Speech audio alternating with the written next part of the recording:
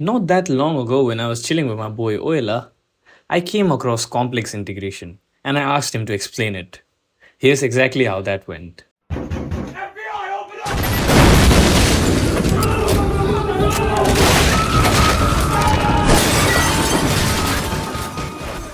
I mean, he made some statements so complex that even the dog would have bit him.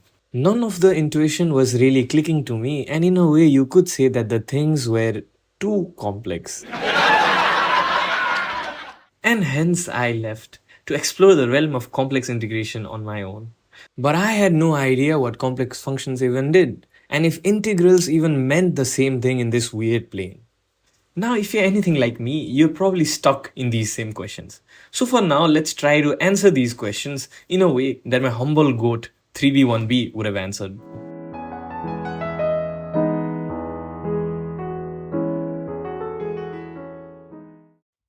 And a disclaimer that I do have to give is that by the end of this video, neither will you learn how to carry out complex integrals, nor could you be able to solve any questions. But what I hope is that you will learn about complex integrals the way it was meant to be discovered. Now, in order to build an intuitive understanding of how complex functions are meant to be represented, we do have to understand how the line works. Well, the beauty of real numbers is that it can be represented along a single line. Anything such as pi or the square root of 2 and even negative 1 over 12 lies on this line. Now let's call the line x and then make another copy and call it y. Why? We don't know. Now I have two identical lines that not even corporate can tell you the difference between. Now if I define a relationship between them, such as say y equals to x over 2, what that means is every value of y on the line below, as indicated by the dot, is exactly half the value of x on the line above. But we don't normally represent them in this way. Instead, what we do is make both the lines perpendicular to each other and call them axes. And then we represent y equals to x over 2 as a line in this plane. And that's exactly how we represent functions. Or is it? See, complex numbers are a bit weird. They have a real part and an imaginary part, where both the values a and b can take up any values on the real line. What that means is in order to even represent a complex number, we need two axes on its own, one for the real part and another for the imaginary part. So say something like 2 plus 3i would be represented by first moving 2 units in the real direction and then 3 units in the imaginary direction and then adding these two vectors up to get the final vector, which is represented by the yellow vector in the plane. And that is how we represent 2 plus 3i in the complex plane. Do note that complex numbers are represented as vectors as we have shown in this plane. So in order to represent an input and an output, you need two separate planes. So call it input space and output space. Now, see a relation like f of z equals to z over 2 can be thought of in the same way we did for the real numbers. At any instance of time, the value of the red dot is exactly half of the blue dot. Now, in order to represent a function, something like f of z equals to z square, it's a bit different. Since you have 2 degrees of freedom in both input and output space, you have to predefine a path in the input plane. This consists of all of the points that you will square to obtain the output. So if you're anything like me, you would end up picking a weird path like this, which would result in an equally weird output. And if you're not special, you'll end up picking a simple path, which will result in a simple output space. Hence, a function like in the Cartesian plane doesn't have a definite graph in a complex plane. Rather, it is dependent on the path that we select. That is, the set of points that we decide to apply the function to. Hence, they are very much important to represent any function, and we provide a very special name for this path. We call them contours. Now, once you and me have understood what contours really mean, let's move on to the final boss now, the integrals. I mean, integration of f of z from negative 3 to 2i with some disrespect to z, what does this even mean? Could it be related to the area under the curve like we know? But I mean, output and input spaces are on different planes and on different graphs. So it just doesn't make sense now, does it? The game's gone. Game's gone. Game's gone. Game's gone. It's gone. Game's gone. In itself. So I ask you, What is that? What the fuck is that? now I have an idea, but I need you to stay with me. To really define integration, let's look at our input space.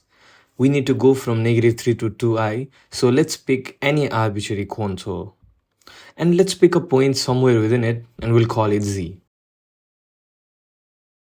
Now if we draw a secant line and a secant vector to this point, and then we're already familiar with the common ball here, when we slide the point of second contact into z slowly, the line approaches a tangent line and the vector approaches the tangent vector.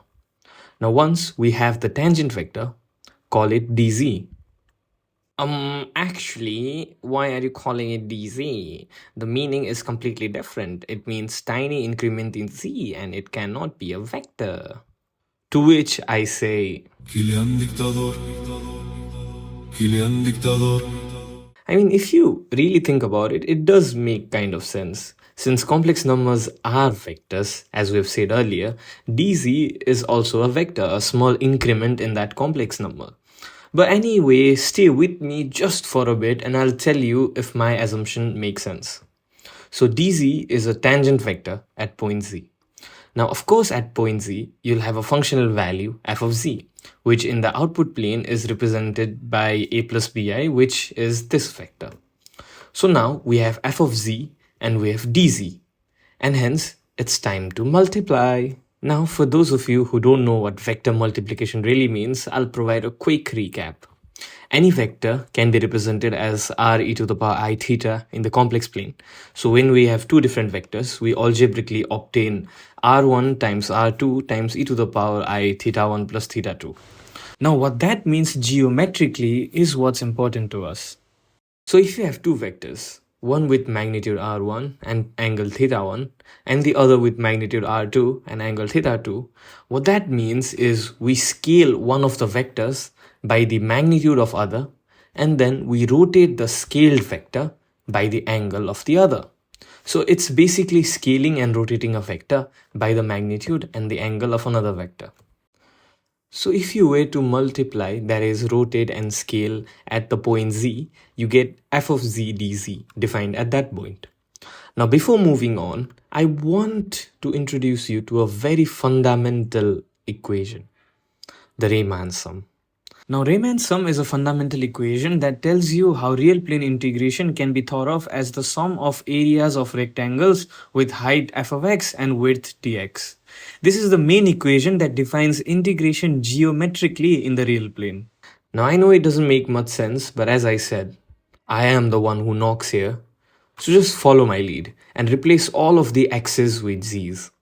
So what Riemann is trying to tell us is that first you create all of the tangent vectors at all of the points along the contour, and then you multiply it with f of z. Now at the respective points, you add up all these vectors and that gives you integration. So for a moment, even though it doesn't make quite sense, let's entertain this idea. So along the path, I draw many such vectors and then add them all up from head to tail, beginning at the origin. And what do I see? I see them ending at a particular point, which happens to be 9, -8/3. So let's pause for a moment. Even to create this animation, I did use the functional value of f of z as z square. So let's replace that and work out our integration like we would normally. The integral is z cube over 3, and applying the limits, what I get is 9 minus 8/3i. Wait, hold up. That's exactly equivalent to 9, -8/3. So just to recap, we started with the idea of calling our tangent vector dz and then multiplying the vector by the functional vector at that point and then doing it across all of the points along our contour and, as per the Riemann's definition, adding them all up. And what we saw was that our sum converges to a particular point in our complex plane, which just so happens to be the exact value of integral when solved algebraically. So this is what integral in the complex plane really means. You create vectors and you multiply them and then you add them all up and see where it converges to. It has nothing to do with the area. It has nothing to do with the slope of the tangent and all of these things. But the most beautiful part is how even though it has no relation with the real plane integration, nearly every definition in the real plane has translated perfectly to the imaginary plane. And that is maybe why imaginary numbers might not be that imaginary after all. So moving on, let's say I pick another path moving from -3 to 2i. I mean, as we described earlier, I have the liberty to choose any path that I want in the input space for complex functions. So now, if we do the same thing with this curve, that is, if we create f of z dz along the curve, and I ask you, what could be the relation if we were to add all of these vectors up again and the previous sum of vectors, any rational person would describe the relation as the Mbappe special. For example, nothing. For the moment, nothing.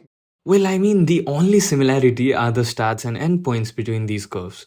At every point, the functional value is different. At every point, the tangential value are different. So why would a relation between them even exist? It does make sense that every path should have a different integral, right? Because some path might be extravagantly long, while some path could be a straight line. Well, we'll just let the animation play out.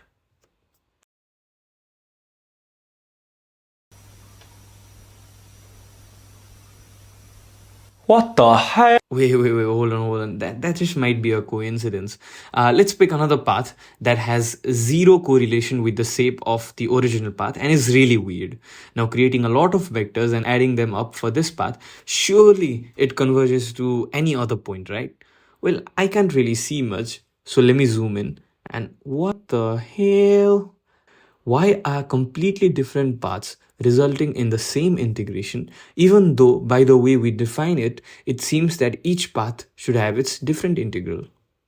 Now, before moving forward, let's just see what this means.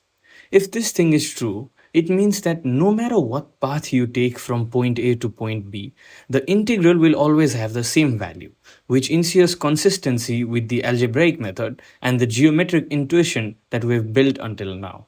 This consistency makes our intuition very robust. And disclaimer, this might just be the most beautiful theorem that you'll ever see in mathematics. So let's create a path from point A to point B, then create another path to the same endpoints. Now we do see that these paths, they form a loop together, so we'll refer to the combination of these two paths as loop. But do note that they are different paths. Just think of them like the bottom path and the top path. Now fill the loop with squares, tiny infinitesimal squares, filling up the entire curve, entire loop perfectly. And let's just focus on one tiny little square. Now, even though this might not seem like it, do try to imagine the square being very small in size, such that the opposite sides are nearly touching each other. Now, since we're in the complex plane, if we consider the sides of the squares as curves and we draw the tangential vector dz vector along each side, what we see is that the vectors are perfectly along the line. This is simply because tangent vectors, they give information about the direction in which a curve is moving towards. And for a straight line, essentially there is only one direction, which just so happens to be the line itself. The tangential vectors are always along the line. Hence, once we map out the tangential vectors, dz vectors of all of the sides, let's for a moment just look at the opposite sides only. Now, as I said, since the square is taken to be infinitesimally small, there isn't that much of space between the top and the bottom line. So essentially, the functional values at both these lines, they're nearly same, they're nearly identical. We can do this because this square, even though it doesn't seem like it, it is very, very small. So we've got the dz vector and we've also got idea about the functional value vector. So if we just multiply them together, obtaining f of z dz for both the sides, we see that they are identical to each other, just in the opposite direction. Now this happens because f of z and dz for both the sides are essentially the same, but the direction of the tangential vector for both the sides are just opposite, which forces f of z dz to be equal but opposite.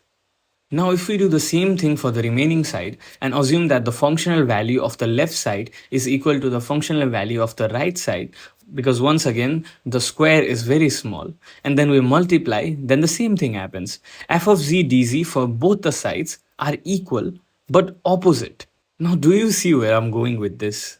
If we were to integrate this square along the direction that we have chosen to draw the dz vectors, that is in our case the anti-clockwise direction, by the intuition that we have developed for the meaning of integration, we have f of z dz, so we just have to add them up from head to tail, but the opposite sides for both the side cancel each other out, and hence we're left with 0. So the integration of this square is 0. As a matter of fact, the integration of all of the squares in this loop must be 0. But do note here that for this to work, we did assume that functional value at one side is nearly equal to the functional value of the opposite side. Now we will see when this assumption holds and when it doesn't hold, and don't worry about it, we'll address it very properly later on. So what we've built until now is we've filled the loop with squares, and then we proved how the integration of each square must be 0. Now building on that, let's take a few more squares and inspect them together this time. So here we have a collection of 4 squares. Now if you were to draw the dz vectors of squares along each side, we get exactly what we have observed before. Now do note that we'll always follow the anti-clockwise direction. But now, if we were to draw the dz vector along the same direction for the adjacent square, for the second square, everything else is fine. But what we can see is how the common side between the two squares has opposite dz vectors. This happens because for the first square, moving in the anti-clockwise direction, we took that particular side going from up to down. And for the second square, moving along the same direction, we took the same side moving down to up. So because we moved along different direction, the dz vector is exactly opposite. Now if we do this for the third square as well, as we'd expect, the common side with the second square has once again two opposite dz vectors, and for the same reason, if we continue this with the fourth square, we can see the common sides with the third and the first square have opposite dz vector, following the pattern in a similar trend. So what we have now is this configuration of dz vectors where the common sides between the squares have two opposite dz vectors. And obviously, since the side is the same, since the point is nearly the same, why? Because the squares are infinitesimal in length, the functional value along the side will be the same as well. Hence, the f of z dz vectors would just end up cancelling out each other. Why? Because the dz vector is opposite and the f of z vectors are exactly the same. So the only vectors that actually remain if we were to integrate this, that is if we were to add up all of the f of z dz vectors, are the ones along the edges. Now if we were to add some more squares following the same rule, that is the common side arrows cancel out and just the arrows on the outside edge remain, we get this. But I'd like to extend it further. I mean, if we were to add more and more squares, and if we keep expanding the pattern, there is only the outside arrow remains, while the common side inside arrows, they just cancel out. The only arrows that will eventually remain are the ones along the curves, that is on the outside edge. Hence, if we were to integrate the square all together, what we get is all of the vectors that remain along the curve, because everything inside just cancels out. Now I want you to slam your brakes for a second and really wonder why that is. It is because once we have filled in all of the squares, as we have discussed, all of the inner common sides cancel out. And so only those sides remain that aren't connected to a square on either side, that is up, down, left or right. And where are these sides? These sides are all along the edges, all along the curve, because well, at the edge of the curve, at least one side is always touching the curve, which means that you cannot add a square on that particular side without going beyond the curve. So this means that all of the remaining sides are just the one that border the curve. Now I want you to lock in here. The only remaining dz vectors are the ones that are remaining on the sides of the square, which are along the curve. Which means that if we were to draw dz vectors along the curve itself, the dz vector of the curve and the remaining side will be the same. Well, why? Because the squares are really small. They are infinitesimal in length, and that means the side of the square can approximate the curve perfectly. So the tangent drawn on that small side and the one that is drawn on the curve at that point is the same. And obviously, once the square approximates the curve perfectly, the functional value of the square and the tangential value of the square is the same as the functional value of the curve and the tangent drawn at the curve at the same point. Which means that the value of f of z dz of the curve and the square are the same. So the net integration of our square, the total figure, is the sum of f of z dz that remain along the curve. And as we have shown, this happens to be exactly the net integration of the curve itself. So just to recap, because this part is really confusing but really important, the integration of nearby squares cancel out all of the vectors in the middle, due to which the only vectors that remain are on the edges, and more precisely, edges which doesn't have a nearby square on either of its four directions, which means that the vectors all lie along the curve, all lie along the edges of the square that border the curve. Then the vectors that lie along the curve are the same vectors we get if we were to draw the tangent at that point, because well, the square is really small. They are infinitesimal in length, and that means that the square approximates the curve perfectly at that point. And hence, since the square models the curve perfectly, the dz vector are the same, the f of z vector is the same, and that means the net integration of the square total collectively is equal to the net integration of f of z along the curve itself.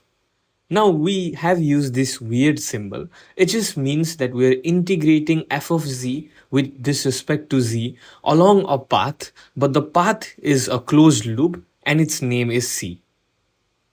So what we have obtained is that the net integration of all of the square is equal to the sum of f of z dz that remain along the square, and that is also equal to the closed loop integral along the path c of f of z dz.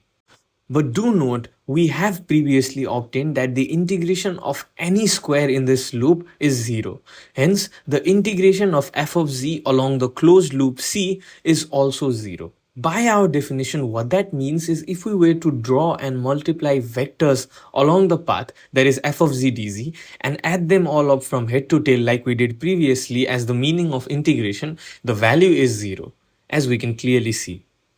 Now, of course, do not forget our premise. We were here to explore if different paths have the same integral, but we ended up going off about loops and all of those things. So let's put our newly found properties that our integration of f of z dz along the closed loop c is 0 into use. Now the curve can be broken down into two paths, which if you remember are our two paths. Let's call them C1 and C2. What we said previously was our bottom and our top path. So the net integral along the loop can be broken down into two paths. Integration of f of z from a to b via C1 and integration of f of z from b to a via C2. So if we were to replace these two instead of our net integral, we get this. Now taking the other part to the other side, we can use the property of integration that integration from a to b is the negative of integration from b to a of the same function. And once we finally use that, we obtain our main property, which is that integration of f of z from a to b via C1 is equal to the integration of f of z from a to b via C2. Hence, what that analytically means, what that geometrically means is no matter what path you choose, as long as they have the same endpoints, as long as you are integrating from the same bounds, the integration of f of z is always the same. This is what we call independence of paths, and it is solely responsible to make numerical and geometric intuition of complex integration consistent. And now you know what time it is? It's rewind time. Where we now rewind and investigate a assumption that we made before. We assume that given that a square is really small, the functional value of its side is equal to the functional value of its opposite side. Now I'd like to show you an example here. So let's take the graph of 1 over x and we'll plot the x and y values in the table and also represent the y values by the bars. Now, if I were to zoom in specifically near x equals to 0, just disregard the value of x equals to 0 for now, what we can see is how unusually the graph changes when it moves from the right side of the origin to the left side. It's like the functional value of 0.01 is very different compared to the functional value of negative 0.01, which is exactly the case for this function. Hence, for such functions, which we call functions having a pole, that is containing a point whereby functional value changes very rapidly even when increment is really small, and at that point the value is undefined. For such functions, we can't really assume that the functional value at one side of the square will be equal to the functional value of its near opposite side. Because what if those sides lie on the different side of the origin, like in this graph? Then that assumption wouldn't really make sense now, would it? And the pole, they also add another problem, which is how you define f of z exactly at the pole. I mean, if you wanted to calculate f of z for 1 over z at z equals to 0 to obtain, say, the functional value required for integration at that point, how would you even tackle that? So we end up with two major problems here. Number one, the functional value of one side might not equal to its nearby opposite side. And number two, the functional value at the pole is undefined. Let's answer the latter question first. What is f of z at the pole, and do we need to be worried that f of z at that point is undefined? Now for this, I'd like for you to consider the graph of y equals to natural log of x in the real plane. In the real plane, what we do with integration was we created rectangles and we slowly increased the number of rectangles until it perfectly approximated the curve. That is pretty similar to our square formation process of the complex plane. Now, if you were to integrate natural log of x between 0 and 1, what you see is that the more you approach towards 0, the more the integral approaches negative 1. Which is pretty apparent if we let the bound go near 0 without actually touching 0. So from 0 to 1, the integration of natural log of x is negative 1. But the main caveat here is that the natural log of 0 is undefined. It does have a pole at x equals to 0, but we still obtain a finite value for the integration. This happens because, well, mainly the integral converges too fast near 0 for the pole to have any effect. But what I'm trying to conclude here is that even though the functional value has a pole, we work around that pole, we work around that problem by approximating the integral near it. And that's why the limit pops up here. We never actually touch the pole, but rather we just work around it. And that's how the limit comes up here.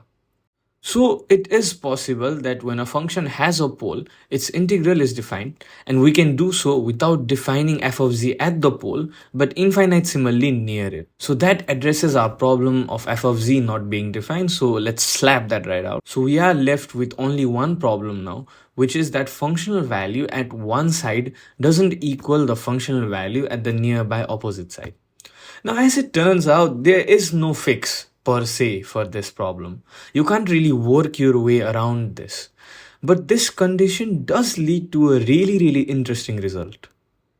So if you consider the graph of 1 over x in our input space such that we consider our cone as a circle, and if we were to fill that circle up with squares like we previously did as usual, and if we just zoom in at the poles really, we can see a square containing the pole.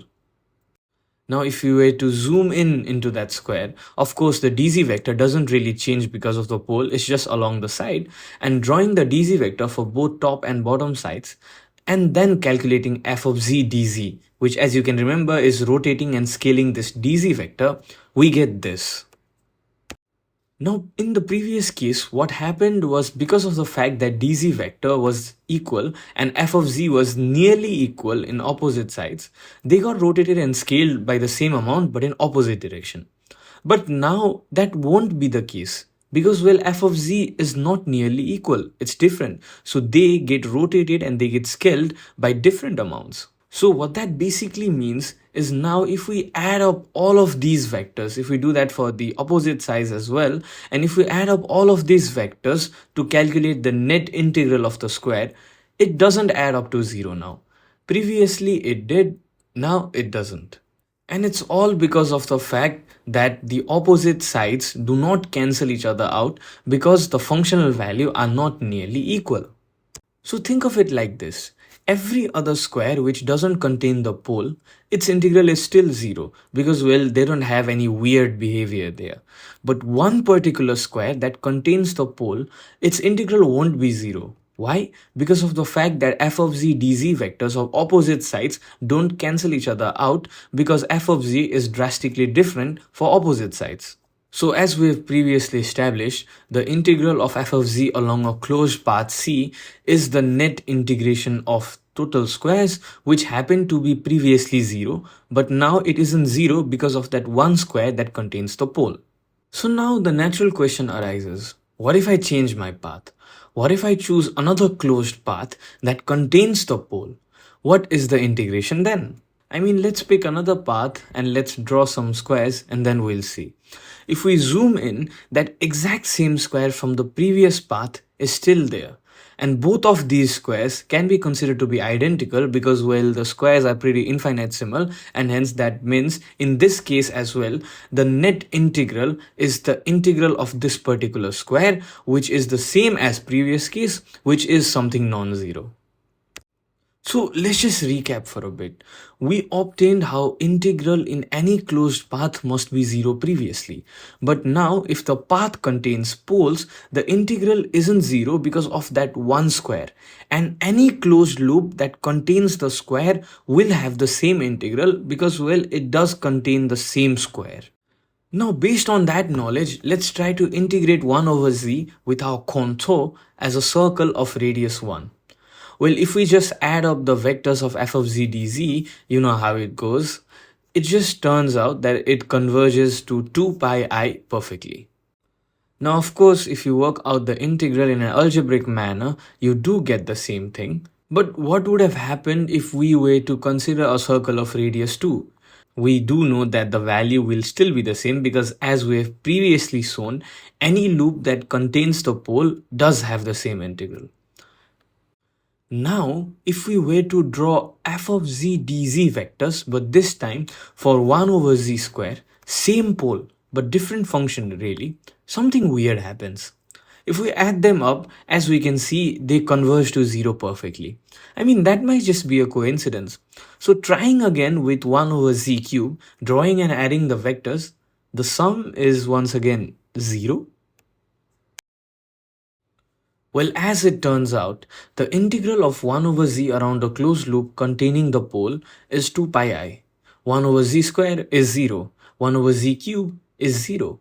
And if we work out every power of 1 over z to the power n, it all goes to 0 except when n was 1, that is 1 over z. Now this follows a really simple proof which I won't be discussing much, but every power of 1 over z goes to 0 when integrated around the closed loop except 1 over z itself. Just remember that on the back of your head because this fact is really important to us. Now of course we did try this only with 1 over z, but any function that's a shifted version of this, that is any function that has a pole at say zk, meaning in the form of 1 over z minus zk to the power n, any such function, the property still holds. And that is because if you replace z by z minus zk, the derivative doesn't really change, so it doesn't matter. Now, of course, we all know the famous Taylor series, which can approximate a function near any point. If we call these constants a0, a1, and in general an for the nth power of z minus a, we get this. And this basically approximates the function at z equals to a. Now, suppose we want to approximate the value of the function at the pole. So, replacing a with zk, we get this. Now, much like in the similar way, for a function having a pole at z equals to zk, it can be represented by this form, which is given by the Lorentz series. Now, I won't go into the proofs, but it does make sense. I mean, one pole at z equals to zk means that one of the term blows up to infinity and other all doesn't really matter because it has only one pole. So it does make sense. Now we did state that every power of 1 over z minus zk goes to 0 if we integrate, except for 1 over z minus zk itself. And that means the first term survives. But if we closely look at all of the terms after that, we see that none of these terms blow up to infinity. None of these terms have a pole. And that means that around a closed path, since these terms don't have any poles, their integration must be 0. So what that means is integration of our function when it has a pole becomes the integration of a naught over z minus zk, and all of the other terms, they go to 0. Now we all know from previous interaction that the integration of 1 over z minus zk is 2 pi I for any zk. So the integral just becomes a naught times 2 pi I.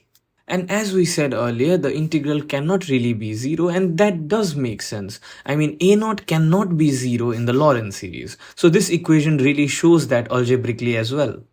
Now, because of the fact that every other term in this polynomial when approximating a function, when integrating, goes to 0, except the first one, the integral will always end up being a constant multiplied by 2 pi I, and more specifically, the constant is the coefficient of 1 over z minus zk. Because, well, as we said earlier, integration of 1 over z minus zk will always be 2 pi I no matter of the value of zk. That is why this particular constant, a naught, gets its own name. This is what we call the residue of f of z at zk. So just to recap, we understood that every power of integration of 1 over z minus zk goes to 0, except for the power of 1, which becomes 1 over z minus zk itself. And the integration of 1 over z minus zk is always 2 pi I, regardless of what the constant is.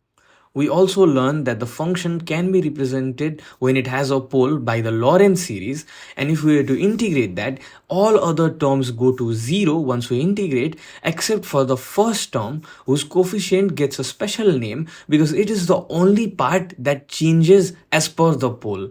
Else the 2 pi I part is always constant. So integral of f of z around a closed loop C containing a pole at zk is equal to the residue of f at zk times 2 pi I, whereby the residue means the coefficient of only term that doesn't go to 0 in the Lorentz series, which is the coefficient of 1 over z minus zk.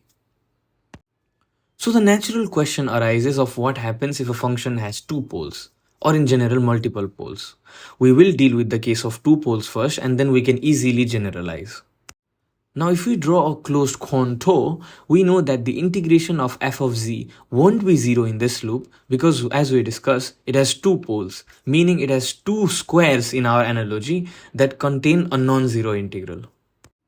So now what I want you to conceptually do is to make this path the same, but just to leave out the poles. That is, just to carve out the path so that the path doesn't include any poles for now. Now since this blue path doesn't contain any pole, its integration by definition should be 0 because, well, it's closed and it doesn't have a pole. Now to cover the carved path, if we define two separate contours surrounding the poles, two separate curves surrounding the poles, these black curves now have non-zero integral because they each contain the pole. And hence the integral for each of the black curves that has the pole is respectively 2 pi I times residue of f at z1 and 2 pi I times residue of f at z2, as we discussed previously. Now, of course, the net integral of the blue path that we defined first, our original path that contained both the poles, is supposed to be the sum of the integral of these three parts. So the net integral when the path has two poles is 2 pi I times the sum of residue of both the poles. And of course, this pattern generalizes. For more and more poles we add, that means we have to carve out more and more contours, we have to form more and more secondary contours, and that means if we add more and more residues, what we get ultimately is 2 pi I times the sum of the residue of all of the paths. So integral of f of z across a closed path that has n poles is 2 pi I times the sum of all of the residues. And this is what we most famously know as the Cauchy's residue theorem. So as a final recap, we learned what complex functions really mean.